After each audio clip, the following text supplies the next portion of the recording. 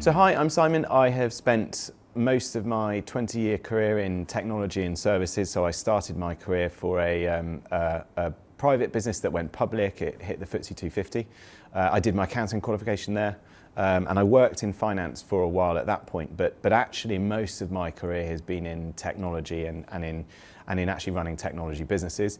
In the last couple of years, though, I've now sat really more on the investment side. So I'm now an investor. I advise 3 different funds on investing into tech and services businesses. Probably the first really sort of shaping experience for me was working for Exchanging, which was originally a private company, and I worked in the finance team there, and I also worked in the sales team, in the implementation team, so I got a lot of experience there. But probably the biggest chunk of experience there was really when the business floated. I mean, it was amazing to work in the finance function as we took a big private business, one of the biggest flotations actually on the London Stock Exchange in 2007, and we took that public, and that was great experience, and it really helped me understand the very, very different pressures of private and public businesses. Since then, I've grown a business to 4 or 5 times, which was fantastic. I've turned a business around, and I've started a couple of businesses. So I would say that for me, over that period of time, it's all about value creation and at relatively pivotal points in a business. I'm not great at turning up to a business and helping just keep it ticking over. It's about achieving outcomes for shareholders in particular, but nowadays also for other stakeholders. It's a fantastic honour to fulfil these roles for CIMA, for the association, and actually for the broader profession. I'm hugely passionate about the impact education can have for people from every walk of life and at every stage. It's something my mother was very, very passionate about. It's something that lives with us as a family, and so really under everything, that's my motivation to help. But I think, on top of that, I think that I've seen what a great start the qualification gave me in my career, and I think paying some of that back and offering it and helping open the door to others is key.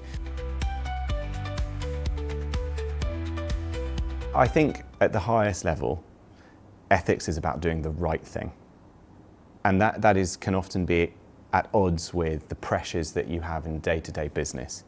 So it's about doing the right thing, and everyone in our profession has that obligation. It is actually, I think, it's not unfair to say, it's the bedrock of our profession. But it's critically important because we have a huge trust challenge in business today. And so that is achieved through the ethics that accountants bring to business and ensuring that the numbers are right, that the business has acted honourably and done the right thing is critical to that. And that helps build trust. And that is a critically important challenge.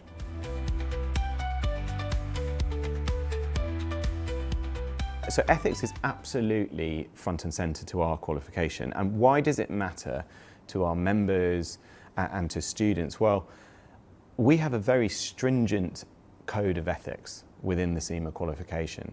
And actually there are some very, very real ramifications of breaching that. We have our own conduct committee. Ultimately, the way we oversee ethics is overseen for us by the Financial Reporting Council. So it really does permeate nearly everything. I mean, at worst, the ramification of breaking those codes is the loss of the qualification and the membership of the profession. Now, of course, there's other outcomes in between the two, but fundamentally, it is something that we absolutely all must abide by. It is an obligation. So it really does affect everyone, whether you're coming into the qualification or whether you are already a member and a practicing accountant. There's a great opportunity here around ethics that I think is something we must, as a profession, and particularly within the CIMA membership, take advantage of. And that is about rebuilding trust. My advice would be help your businesses rebuild that trust and focus on those newer areas where there's enormous opportunity to really make an impact. I mean, we're 5 years out from many companies on the FTSE 250, by one example, having some very stringent Scope 2 emissions targets. getting the reporting right and helping the teams achieve the right changes to achieve those, and offering that transparency is a huge part of rebuilding trust with society.